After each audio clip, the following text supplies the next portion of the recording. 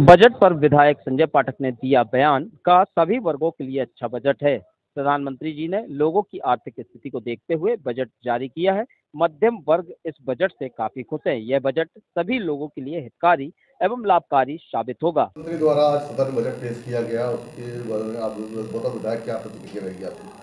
देखिए, बहुत ही अद्भुत। और मैं अगर ये कहूँ कि पिछले 75-76 वर्षों में जितने भी प्रधानमंत्री जी हुए हैं और वित्त मंत्री हुए हैं, ये अभी तक का सबसे सुनहरा बजट अगर कहें मिडिल क्लास के लिए तो इसमें कोई अतिशयोक्ति नहीं होगी।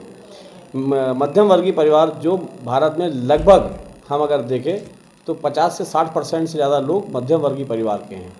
तो 70-80 करोड़ लोगों को जो एक साथ सौगात मिली है कि जहाँ एक तरफ इलेक्ट्रॉनिक गुड्स में छूट मिल गई, टीवी, फ्रिज, मोबाइल, दुनिया भर की जो चीज़ें जो दैनिक यूज़ की चीज़ें होती हैं उसमें भी माननीय नरेंद्र मोदी, निर्मला सीतारमण जी ने छूट दी है। वहीं साथ साथ जो टैक्स में 12 लाख की छूट दी।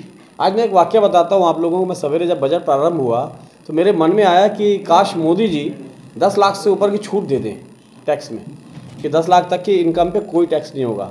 और जब बजट देखना चालू किया और जब मैंने सुना कि 12 लाख तक की छूट मोदी जी ने की है, तो जो हम एक सामान्य इंसान के रूप में सोचते हैं, मोदी जी ने उससे आगे बढ़कर निर्मला सीतारमण जी के माध्यम से 12 लाख तक की जो छूट दी है, ये भी बहुत अद्भुत और बहुत बड़ा कदम है भारत के मध्यम वर्गीय परिवारों के लिए। साथ ही साथ पेट्रोलियम पदार्थों में, गैस सिलेंडर में और अन्य चीज़ों में भी उन्होंने छूट प्रदान की है। तो अगर ओवरऑल हम देखें तो चाहे वो इलाज के लिए मरीजों के लिए हो, कैंसर की सारी दवाइयों को छूट कर दिया उनने, कैंसर अस्पतालों में छूट प्रदान कर दी। तो जो मध्यम वर्गीय परिवारों को दैनिक जीवन में आवश्यक चीज़ें होती हैं, उन समस्त चीज़ों में जो छूट प्रदान हुई है, इससे भारत की विकास की गति और आर्थिक विकास की गति बहुत तेज़ी से बढ़ेगी। साथ ही साथ जो एक फॉर्मेलिटीज़ होती थी कि इनकम टैक्स देने वाले लोगों को 2 साल के अंदर रिटर्न फाइल करना होता रहा, उसकी सीमा भी बढ़ा के 4 साल कर दी गई है।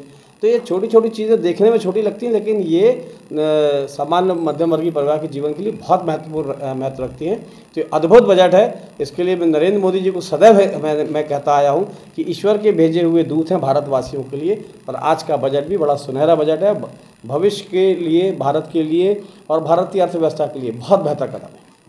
इस बजट का चुनाव जोड़ा जा सकता है, दिल्ली और बिहार के चुनाव है। मेरा ऐसा मानना है कि आदरणीय नरेंद्र मोदी जी चुनाव को दृष्टिगत रखते हुए कभी कोई काम नहीं करते।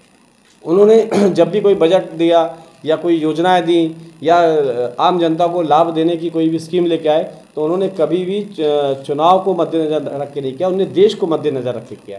उनका सपना है कि भारत को विश्व की तीसरी बड़ी सर्वशक्तिशाली इकोनॉमिक कंट्री बनाने का, और वो उस दिशा में काम कर रहे हैं। नरेंद्र मोदी जी कभी वर्तमान देख के काम नहीं करते। नरेंद्र मोदी जी की यही सबसे बड़ी खासियत है कि आने वाले 25 साल बाद क्या होगा, 50 साल बाद भारत का परिदृश्य क्या होगा। इसलिए जब भी आप नरेंद्र मोदी जी का भाषण सुनेंगे, उनकी भावनाएं सुनेंगे, तो हमेशा ये कहते हैं कि 2047 हमको पूर्ण विकसित भारत बनाना है। तो वो 2047 को 100वें वर्ष जब हम अपना बनाएंगे आज़ादी का, उसको दृष्टिगत रखते हुए आदरणीय नरेंद्र मोदी जी का ये बजट है।